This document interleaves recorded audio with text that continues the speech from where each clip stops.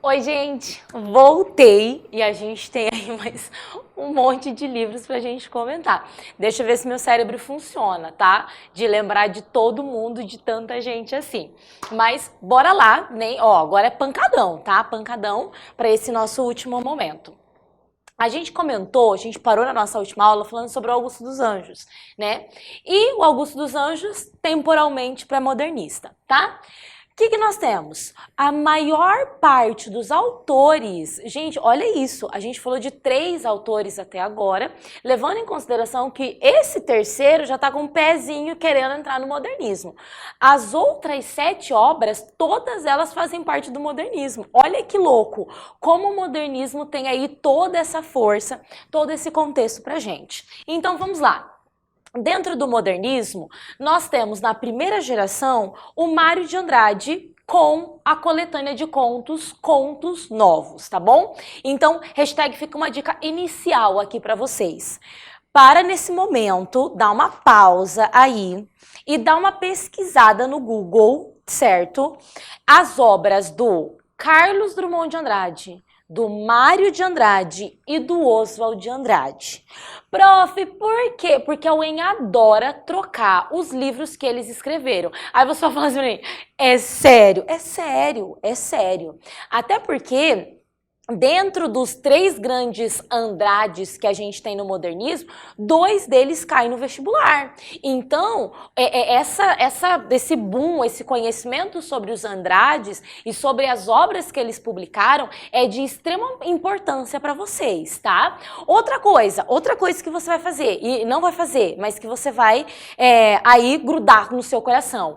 Eles não são irmãos, nem primos, nem parentes, nem eles eram só coleguinhas. Prof, mas eles têm o mesmo sobrenome. Gente, então quer dizer que todo mundo que é Silva agora é parente dentro do Brasil, né? Lógico, é óbvio que deve ter um parentesco, mas o parentesco deve ser muito longe, tá? Então, a UEM adora afirmar assim, nossa, os 3 grandes irmãos, a UEM já fez isso, os 3 grandes irmãos ou os 2 grandes irmãos do modernismo, Carlos Drummond de Andrade, Mário de Andrade, que participaram da Semana de Arte Moderna. Irmão o quê? Só se for na fé.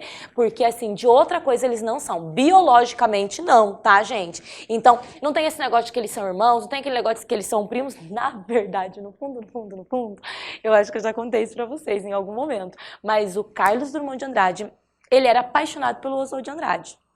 Então, tem todo esse contexto, não dava para eles serem irmãos, porque daí não dava para um pegar o outro, tá? Mas tem um pequeno problema, porque o Mário de Andrade, ele era homossexual, e ele gostava do Oswald de Andrade, mas o Oswald de Andrade era o maior galinha, ele pegava todo mundo, né, e pegava todo mundo, né, todas as mulheres, então não teve muita compatibilidade no amor entre eles. Mas, tudo isso que eu tô falando pra você é só pra você entender, eles não são irmãos, eles não são primos, eles não têm parentesco, tá bom? Então, se acaso a prova afirmar isso pra você, ignora. Na verdade, não ignora, não marca, porque essa alternativa tá errada, tá? Então, beleza. O Mário de Andrade é o nosso queridinho nacionalista. E aí você tem que lembrar que o modernismo começa com a Semana de Arte Moderna, a comemoração dos 100 anos de independência do Brasil. Então, a Semana de Arte Moderna aconteceu em 1922. E nós tivemos aí essa grande produção de obras literárias voltadas para o contexto nacional, né, o contexto brasileiro. O Mário de Andrade é um dos nossos grandes nacionais dessa primeira geração. Ele escreveu Macunaíma. Nossa, gente, tipo assim, se tem um livro que você não pode esquecer no modernismo é o Macunaíma. Quem escreveu esse livro foi o Mário de Andrade. Ele escreveu também Pauliceia Desvairada, Amar Verbo Intransitivo, né, e várias outras obras de grande sucesso. Ele escreveu tanto poesia quanto prosa, né? Então ele tem essa bagagem muito grande, ele era apaixonado por contos e ele termina a vida dele escrevendo contos. Contos Novos é uma publicação também póstuma. Por quê? Porque ele morreu em 45 e esse livro foi publicado em 47. Era para ser uma coletânea com 12 contos, mas nós temos só 9 contos, sendo que dentro desses 9 contos um é incompleto. Então a gente tem aqui deixa eu lembrar, o Nelson, que é o conto pela metade. A gente não sabe quem que é o Nelson, a gente não sabe como que termina a história. Mais uma informação importante pra gente terminar. As minhas narrativas, elas têm, eu tenho narrativas em primeira pessoa, e nas minhas narrativas em primeira pessoa eu tenho um personagem principal em comum, que é o Juca, tá? O Juca, ele permeia todos os contos em primeira pessoa. O Tempo de Camisolinha tem o nome Carlos, só que as características da família do Carlos são as mesmas características da família do Juca. Então é a mesma pessoa. E aí a gente tem esse Juca contando sobre essas fases da vida dele, desde a infância, né, adolescente, depois adulto. E o Juca tem uma amante, que é a Rose. Por que amante? Porque a Rose é o crush dele. Gente, sabe aquele crush que você pega sempre? Desculpa, mas eu vou ter que falar isso. Que você pega sempre, mas não é teu namorado? Né? Tipo, é aquele rolinho oficial, é o crush oficial, aquele é o peguete da vez. A Rose era a peguete da vez do Juca. Então a Rose, ela tá em todos os contos em que o Juca é adulto, tá? Mas ela não é namorada, eles nunca afirmaram o relacionamento. Então, se acaso o vestibular colocar que eles são namorados, mentira, né? Ele tem um caso com ela, né? Sempre tem essa situação. E nós temos os contos em terceira pessoa. Os contos em terceira pessoa, os meus personagens estão sempre buscando, correndo atrás de alguma coisa. É uma caneta que caiu no poço, é alguém que gritou, pega ladrão! É uma mulher que tá achando que tá sendo perseguida e que alguém tá pegando ela, tadinha, ninguém tá pegando ninguém, ela, né? É a gente querendo descobrir quem que é o cara que tá sentado no bar, que a gente acha que é o Nelson, mas a gente não sabe no final. Então, todos os meus contos em primeira pessoa, eu estou buscando e correndo atrás de uma coisa. Desculpa, não é primeira pessoa, terceira pessoa, tá? Primeira pessoa, Juca, terceira pessoa, correndo atrás de alguma coisa. Esqueci de uma coisa. 1º de maio. É o conto mais famoso dele, em terceira pessoa, e eu acho que vale a pena. Se você não leu nada, digita no Google 1º de maio, Mário de Andrade, PDF, lê esse conto. Ele é alegórico, os personagens têm números, fazendo aí uma crítica muito grande ao Dia do Trabalhador, ok? Já falei demais sobre ele. Segundo autor que a gente tem nesse contexto do modernismo e que faz parte da segunda geração, é o Carlos Drummond de Andrade, com antologia poética. Então eu tenho na antologia poética as principais obras do Carlos Drummond de Andrade. Gente, o Carlos é fofinho demais, ele é muito lindo. As poesias dele estão voltadas para o contexto do cotidiano, né, de crítica social. Ele começa a publicar aí no finalzinho da primeira geração. Primeira poesia dele a primeira poesia a bombar é No Meio do Caminho Tinha uma Pedra. Todo mundo lembra, né? No meio do caminho tinha uma pedra no meio do caminho, tinha uma pedra no meio do caminho, tinha uma pedra no meio do caminho. Eu acho que eu troquei essas informações. Mas é mais ou menos isso. Então, ele começa mudando gramaticalmente, mudando aí quebrando os padrões, e a gente tem eu gosto muito de pensar no Carlos Drummond de Andrade em 2 fases, tá? Por mais que alguns críticos colocam 4 fases, mas você vai entender. Pensa no Carlos Drummond de Andrade não para você decorar, mas para você compreender.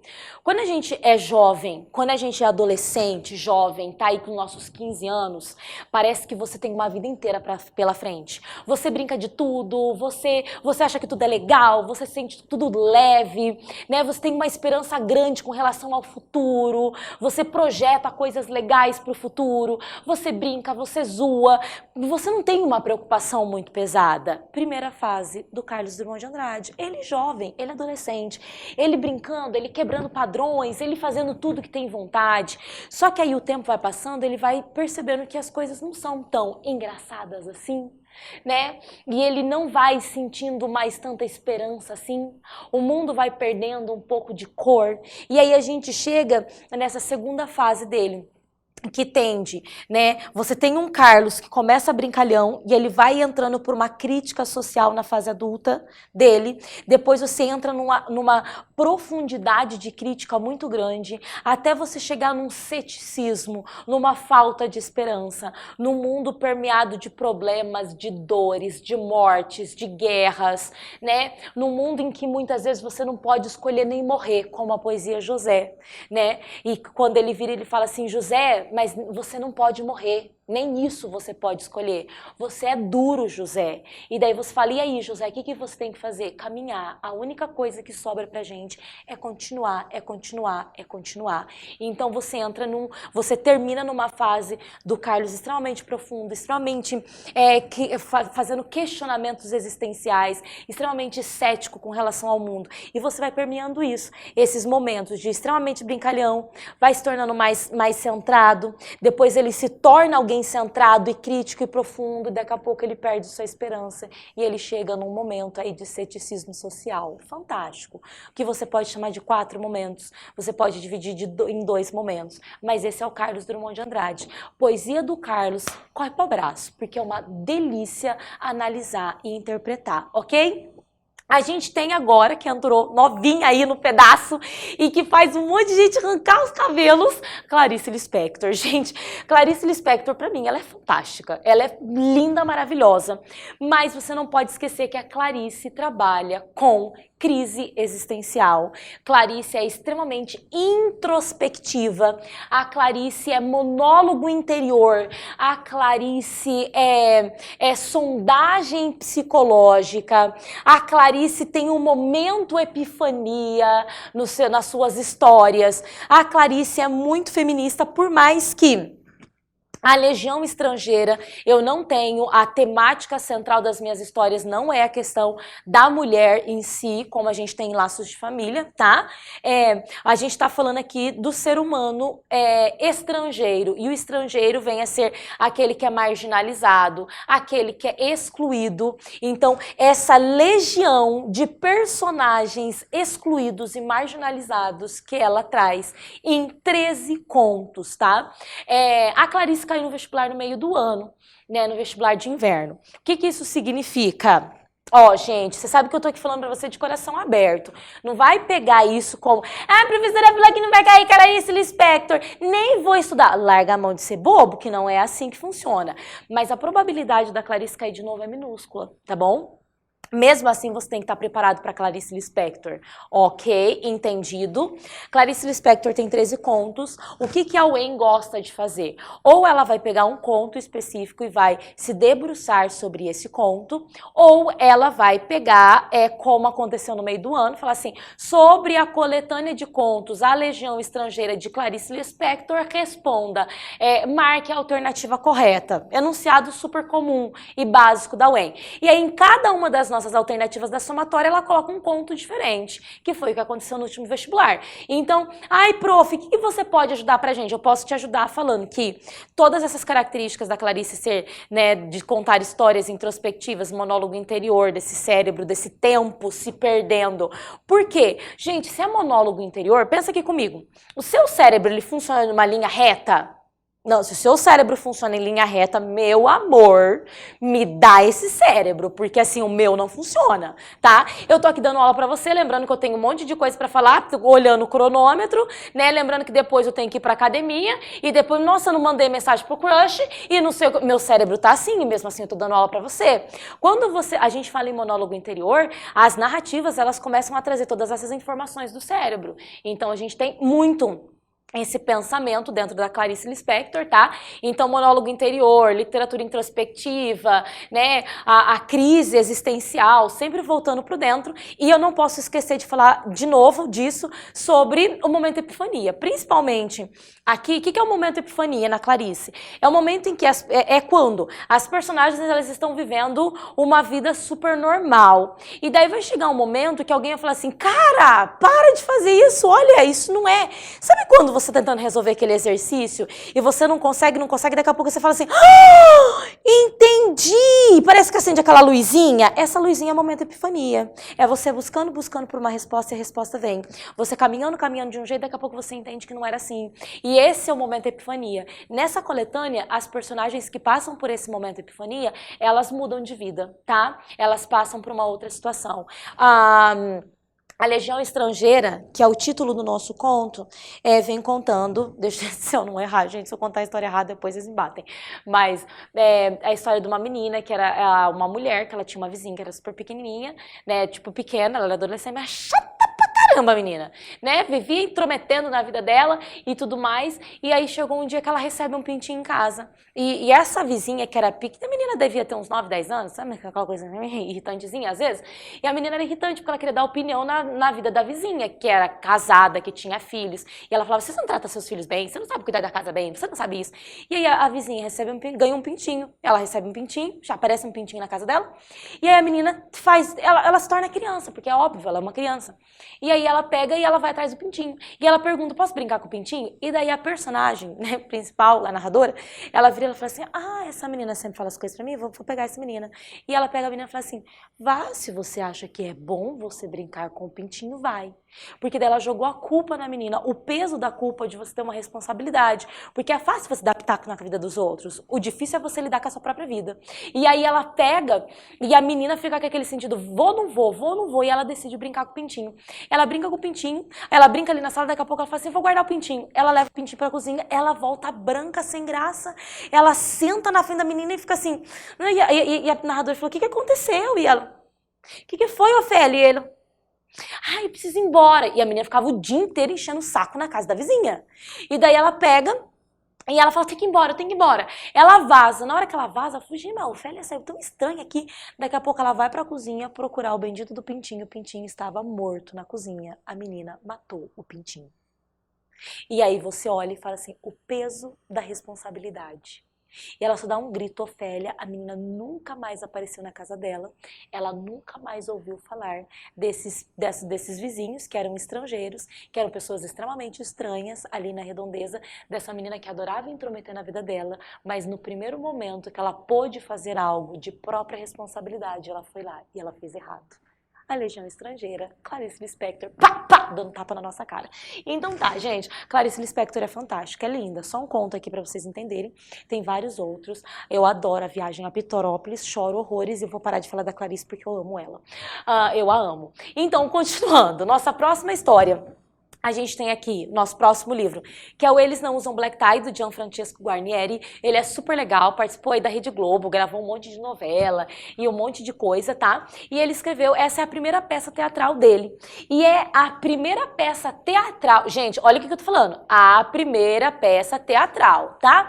Pra trazer pra gente sobre questões, né, diferenças sociais entre o trabalhador e o empregado. Então, nós temos aqui uma brincadeira muito grande, eles não usam black tie, eles não usam a gravata preta, ou seja, eles não são os donos, eles não são os patrões, eles não são os burgueses, eles não são os riquinhos. Essa história se passa no Rio de Janeiro, então nós estamos falando de trabalhadores, de proletariados. Então a gente está colocando isso em destaque, é uma história fantástica, né, de um pai, é uma história de uma família, né, de um pai que ele é todo grevista, ele que organiza as coisas na empresa pelos direitos dos trabalhadores versus o filho que não tem nada disso, ele não tem essa no sangue dele essa questão. E aí você tem um embate muito grande quando logo no começo da peça teatral, né, o Tião, que é o meu personagem principal, que é o menino, né, ele descobre que a namorada dele, a Maria, está grávida. Então automaticamente ele vai se tornar um pai de família. Agora ele tem responsabilidades. E aí ele faz o noivado, ele organiza tudo, supostamente ele vai pro casamento, ele amava a Maria, era tudo lindo, só que daí solta o quê? Solta o comentário de que haverá greve na fábrica onde eles trabalham e daí pesa. Por quê? Porque se ele entrar em greve, ele perdeu o emprego, como que ele vai sustentar o filho? Mas por outro lado, se ele não entrar em greve, ele vai contrariar o pai dele, que é o maior grevista, que era o cara que estava controlando a greve. Quando eu digo controlando, desculpa, não é controlando, é organizando esse processo. E a gente descobre que, conforme a peça teatral vai, a história vai sendo contada, que ele decide a segurança, gente, isso é, olha, eu me arrepio, ele decide a segurança do trabalho, ele faz acordo com os patrões, ele não fura a greve, mas o que acontece? Ele tem consequências com isso.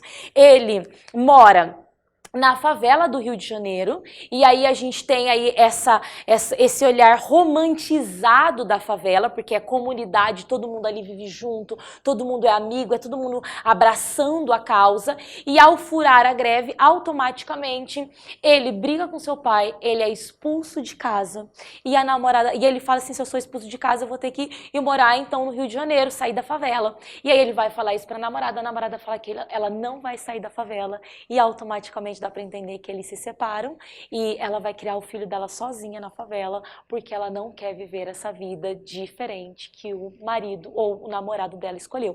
Então é uma história muito legal. São 4 atos, desculpa, são 3 atos e é muito legal isso. Gente, mais um aqui pra gente terminar também falando de favela, Quarto de Despejo da Carolina Maria de Jesus. Tô apostando firme na Carolina, tá, gente? Aqui a gente tem uma realidade da favela, se aqui eu tenho a favela do Rio de Janeiro, aqui eu tenho a favela de São Paulo, tá bom? E a realidade dessa favela de São Paulo é a seguinte, a Carolina, ela literalmente é uma favelada, então não tem visão nem um pouco romantizada, porque o Guarnieri, ele não é favelado, tá?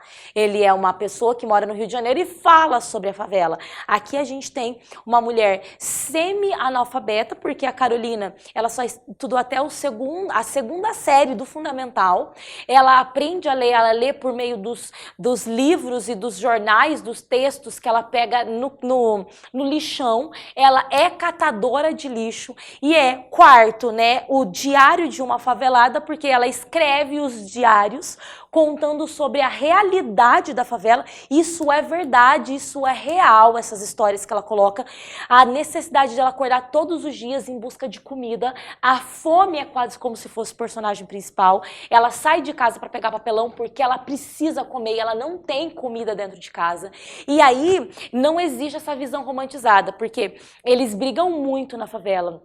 Eles bebem muito, existe muito palavrão. A Carolina tem 3 filhos, 2 meninos e a mais nova, que é a pequenininha. Essas histórias, esse diário é de um tempo aí que vai girar em torno aí de uns 5, 7 anos. Então a gente tem um tempo grande que se passa dentro dessa história.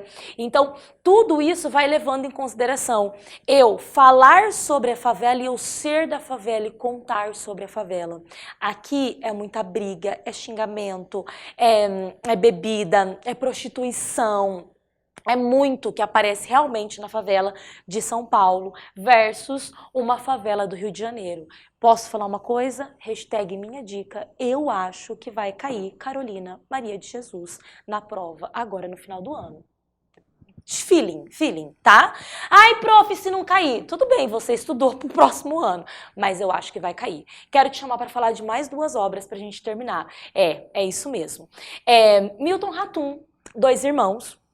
É um livro aí mais antigo, nós temos aqui a situação, Milton Ratum super famoso agora, contemporâneo, de Manaus, que vem trazendo esse cenário desse romance, muito legal, porque esse romance se tornou aí recentemente minissérie também da Rede Globo, Cauã Raymond, gente do céu, fazendo aí esses 2 irmãos, dose dupla, essa coisa muito legal, e é essa rivalidade, a rivalidade de 2 gêmeos, em que a mãe tem uma preferência pelo caçula, e trata o caçula muito bem, versus o mais velho. Tudo começa porque o caçula, quando ele era pequenininho, ele era muito doente, então a mãe acaba super protegendo o caçula, ele era o mais fraquinho, ele era mais doente, e o mais velho, então, foi criado pela Domingues, que é empregada. E aí, eles crescem nessa briga e gêmeos. Gente, eu tenho 2 sobrinhos, eles são gêmeos. Eles querem as mesmas coisas. A bolinha tem que ser vermelha para os 2. A roupa tem que ser praticamente igual para os 2. Então, os 2 querendo a mesma coisa, eles se apaixonam pela mesma menina. E o estupim da briga deles é a Lívia, que eles querem a mesma menina, mas a Lívia é mais apaixonada pelo mais velho. Mas a Lívia sai com o mais novo, depois ela sai com o mais velho. E aí o mais novo vê a Lívia dando um beijo no rosto do mais velho. Eles estavam no cineminha, né, assistindo, né, no cineminha na casa do vizinho. Ele cata uma garrafa, quebra a garrafa, rasga o rosto do irmão. E aí a mãe fala, esses 2 não podem ficar juntos, senão eles vão se matar. Manda o menino pro Líbano, num período de guerra, né, e a galera brigando. E o mais velho cria um rancor dentro dele. Então o livro inteiro, você fica esperando qual é o momento que o mais velho vai dar a revanche. E aí tem toda a história, eles crescem, o mais velho casa com a Lívia, vai pra cidade, universidade, faz faculdade, se torna uma pessoa de respeito, mais novo, que não sai da barra da mãe, né, vira um Zé Ninguém. No final, quando a mãe falece, o pai falece, todo mundo, lógico, tô aqui resumindo uma história, né, gente? Aí colocando, o mais velho retorna e dá o troco no mais novo, coloca ele na cadeia e desmorona todo um processo familiar. Então a gente tem aí 2 irmãos. Não esqueça que essa história se passa em Manaus, os fluxos, os flashbacks o tempo todo, uma narrativa extremamente fragmentada pra gente, tá? Eu, particularmente, acredito que tá aí, podia cair aí uns mais novos, né? Mas pode cair 2 irmãos aí de novo pra gente. E pra terminar, gente, a lindíssima da Lucy Colim. Prof do céu, quem que é a Lucy Colim? Cara, essa mulher tá bombando geral. Ela é curitibana e eu preciso falar isso. A primeira mulher paranaense a entrar no vestibular da UEM. Cara, só por isso a gente precisa de palmas. Você está entendendo que a gente tem uma negra, Carolina Maria de Jesus, favelada no vestibular da UEM. Você está entendendo que a gente tem uma mulher paranaense no vestibular da UEM. Vocês estão entendendo qual que é todo esse cenário, todo esse contexto. Nós temos aqui uma coletânea de poesias, A Palavra Algo, que ganhou o 2º lugar do Prêmio Jabuti em 2017. Esse livro foi publicado em 2016, ela ganhou o 2º lugar de poesia do Prêmio Jabuti em 2017. Ela é professora universitária, posso ser aqui sincera, ai prof, essa mulher, eu estudei ela no meu doutorado, a minha tese de doutorado é na Lucy Colim. Ela é o cérebro, você pensa em Machado de Assis na prosa, você pega o Machado de Assis e coloca na poesia, é a Lucy Colim. Extremamente com uma linguagem muito trabalhada, muito inteligente, muita intertextualidade. E a intertextualidade dela permeia, gente, em todo o contexto, tanto do clássico até o contemporâneo, até os modernistas, ela puxa tudo isso. Então, ela desconstrói muitos padrões. Você nunca vai ler uma poesia dela extremamente inteirinha, completa, bonitinha. Ela vem falando da desconstrução o tempo todo. Por quê? Porque a gente vive o século da desconstrução, a gente vive o século da tecnologia e é isso que ela vai trazer, tecnologia, desconstrução, fazer o diferente. Você não vai olhar para a poesia da Lucy Colim esperando o tradicional, você vai procurar a desconstrução do tradicional, até porque ela é extremamente irônica, como Machado de Assis é irônico e tudo que ele fala você tem que entender o contrário, a Lucy Colim permeia nesse sentido também, tá? Gente, o nosso tempo acabou, não dá pra gente falar mais, né? Talvez em um outro momento a gente fale mais um pouquinho sobre isso. Eu espero de todo o coração que eu tenha passado o máximo possível de dicas para vocês. Eu tô apostando numa Lucy Colim aí também. Eu espero que você tire uma nota muito boa nessa prova e depois me procure nas redes sociais, fala pra mim que você gabaritou a prova, que você assistiu a revisão e que te ajudou pra caramba, que eu vou ficar muito, muito, muito feliz, tá? Beijos e boa prova. Estou orando e torcendo por vocês. Tchau, tchau.